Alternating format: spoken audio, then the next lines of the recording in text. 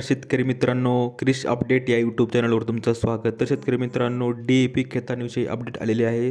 तर त्या डी-ए-पी खतांच्या किमती वाढणार कमी होणार याविषयी सर्व अपडेट आपण माहिती या व्हिडिओमध्ये पाहणार आहोत. तर माहिती पाहण्याच्या अगोदर तुम्ही जर पहिल्यांदा चॅनलवर आला असाल तर क्रिश अपडेट या चॅनलला सबस्क्राईब करायला विसरू नका, जेणेकरून शेतीविषयक अन्य लेटेस्ट अपडेट तुम्हाला लवकरात लवकर मिळून जाईल.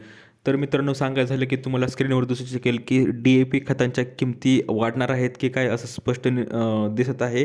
कारण की केंद्रीय अर्थसंकल्पात आयात शुल्क माफी सवलत मागे घेण्यात आलेली आहे. आणि याचं कारण असं की आपण पाहू शकतो की जे केंद्रीय अर्थसंकल्पात अमोनियम फॉस्फेट आणि नायट्रो फॉस्फेटवरील आयात शुल्क माफी घेण्यात आल्याने आता डी-ए-पी सह डाय अमोनियम फॉस्फेट आणि श्रेणीतील खते संयुक्त खतांच्या किमती नियंत्रणासाठी केंद्र सरकार आणि आयातदार कंपन्यांची कसरत होणार आहे.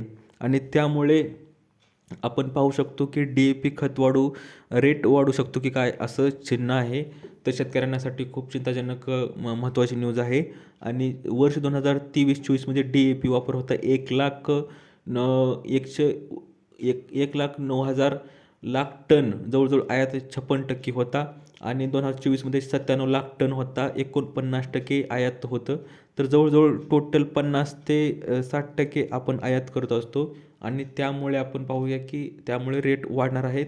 आणि डी-ए-पीची देशांतर्गत गरज आणि उत्पादन पाहूया की एकूण गरज आहे 110 लाख टन, एकूण उत्पादन होत आहे 57, आणि एकूण तुटवडा जो आहे तो 53 आहे.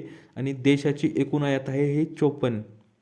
तर खतांची सध्याची किंमत जी आहे आपल्याला डी-ए-पी गोणी 50 किलोची जी आहे ती 1,350 रुपयाला मिळते.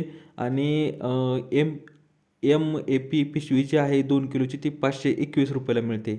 तर लक्षात घ्या शेतकरी मित्रांनो, आता केंद्रीय अर्थसंकल्पात आयात शुल्क माफी सवलत मागे घेतल्यामुळे ते डी-ए-पी खताची जी किमती आहेत त्या वाढू शकतात, अशी अपडेट आहे. शेतकरी मित्रांनो, दिलेली माहिती समजली असेल व्हिडिओला लाईक करा, जास्तीत जास्त शेअर करा.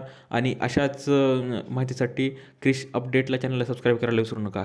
तर भेटूया पुढच्या व्हिडिओमध्ये अशीच एक अपडेट घेऊन. तोपर्यंत धन्यवाद.